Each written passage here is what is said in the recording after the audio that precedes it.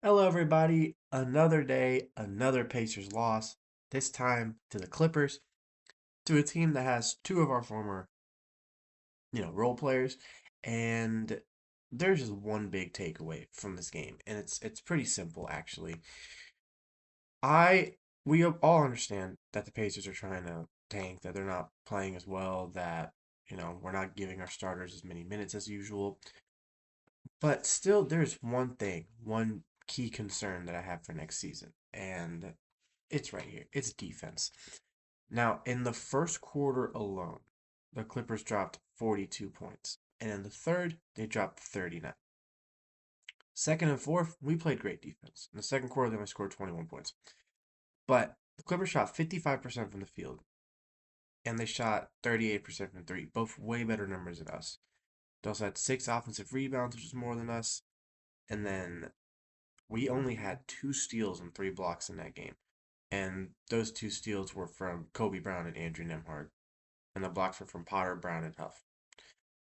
So a lot that we definitely have to work on there because one big issue we've always had, and that doesn't matter what year it was, whether we were in the finals, whether we were, in the conference finals or not even in the playoffs. We have never been the best defending team. And that has been proven this year because Hallie's a better defender than some of the players we have on the court, but he's still not a top tier defender.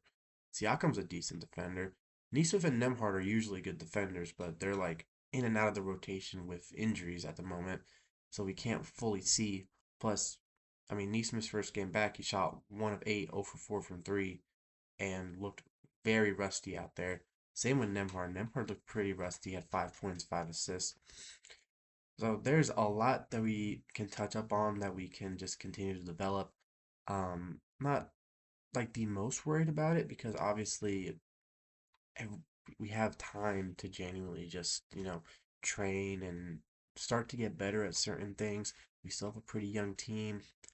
And when we're healthy, we are one of the best teams in the league. Obviously, this year we haven't been healthy. Plus, when we get Zubac back, that can add up to our defensive anchor. Not the best defending center, but he can guard the paint, and that is something that we need. And then overall, just also on the offensive end, the only thing that I really think we need to work on offense, besides getting better 3-point shots, is just holding on to the ball. We have been killed in so many games because of how many turnovers we have. And I'm going back to game 7 of the finals. We Yes, Hallie was out, but we lost that game because we had over 20 turnovers in that game. If we didn't have 20 turnovers, the way we were shooting, that game was ours. So it's just stuff that we really, and I repeat, really have to work on. But next, let's talk about the former Pacers that played in this game. And we're talking about Benedict Mathurin and Isaiah Jackson. Mathurin had 23 points, 8 rebounds, 4 assists, 8 of 11 shooting, 6 of 7 from the free throw line, 1 of 3 from 3. Also had a steal and a block. Great game. Mathurin looked like he wanted to just go mental against us. Kawhi Leonard did. Kawhi Leonard had 29 points on 10 of 18 shooting. He had 8 rebounds as well. Brook Lopez turned back the clock, had 17 points. So we really they're having some good game against us. And then Isaiah Jackson had 10 points and 3 blocks. Ajax hasn't even been part of their rotation like at all since he joined them. And then he played 18 minutes against us and, had 10 points and 3 blocks.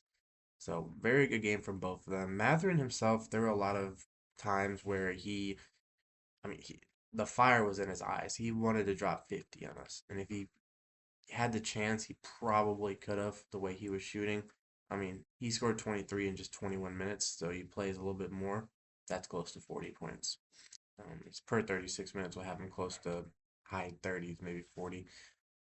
But, great game from both the former Pacers. And then the former Clipper on our end, Kobe Brown. He had 5 points, 2 rebounds, 2 assists, 1 steal, 1 block.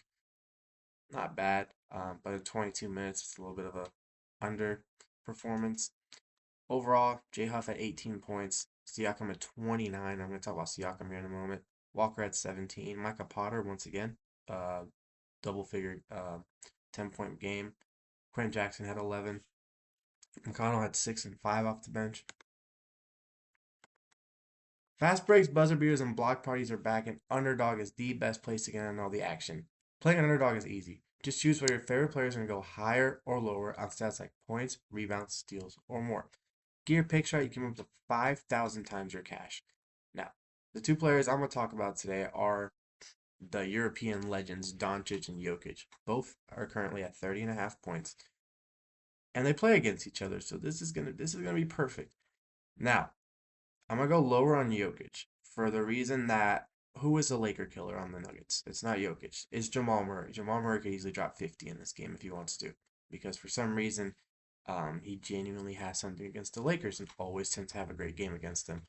Jokic, on the other hand, will have a triple double. I mean, that's pretty much a given at this point.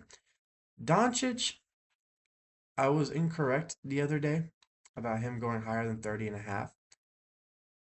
But I think this is going to be the game. If anyone needs to step up and drop a big game for the Lakers, because they have been kind of on a weird slippery slope of losing 3 games and winning 3 games, then losing two, winning three, losing four, whatever. Doncic is going to go higher than 30 and a half. He is going to look to score. He is going to look to be the number one facilitator on this team. He himself might get a triple double as well. This might be two triple doubles at once. So just look out for that. But use promo code BasketballFan to score $75 in bonus entries when you play your first $5. Once again, that's just using promo code BasketballFan for some free money. Underdog, make picks, win money. Must be 18 plus. 19 plus in Alabama and Nebraska. 19 plus in Colorado for some games. 21 plus in Arizona, Massachusetts, and Virginia. And present in a state where Underdog Fantasy operates. Terms apply. See assets.underdogfantasy.com/play and get terms DFSTML for details. Offer not valid in Maryland, Michigan, New Jersey, New York, Ohio, and Pennsylvania. Concerned with your play? Call 1-800-GAMBLER or visit www.ncpgambling.org. In New York, call the 24/7 helpline at 1-877-8 or text PMI 467-369.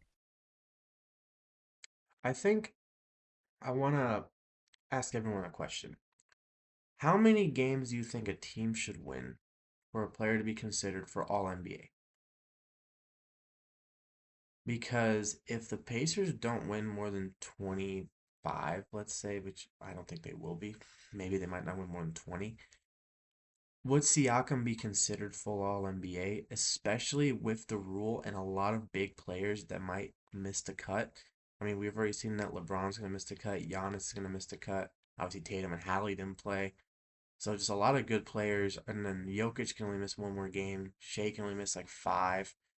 Booker can only miss one more game. So a lot of big players could miss out on this cut, and that could leave room for Siakam to be an All NBA player this year.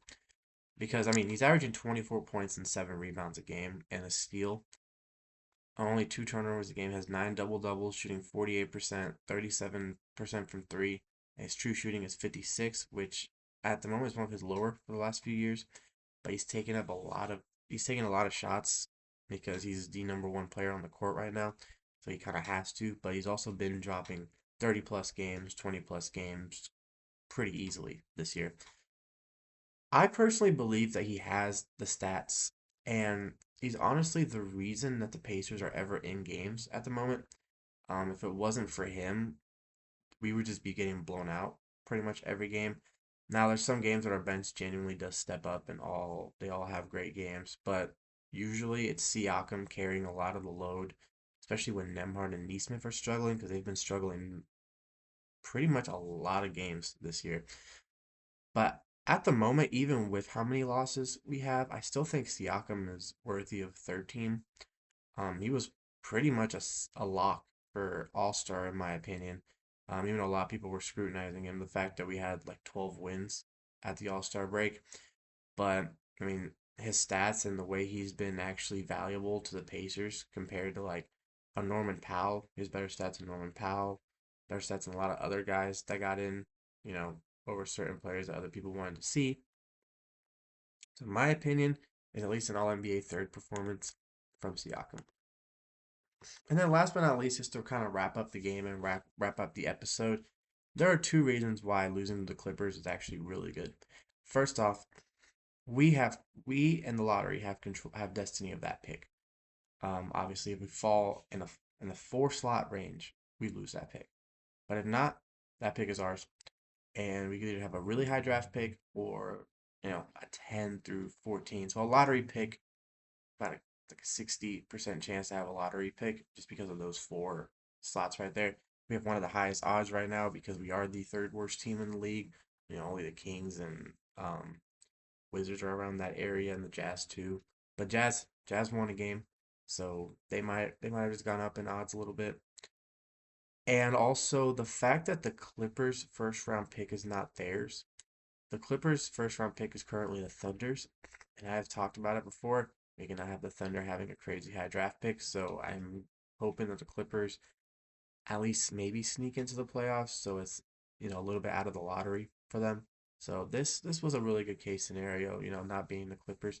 I wish it was a little bit more competitive, and I kind of wanted to see more, out of. I just want to see the guys develop, the people who we have playing. Let's see them develop.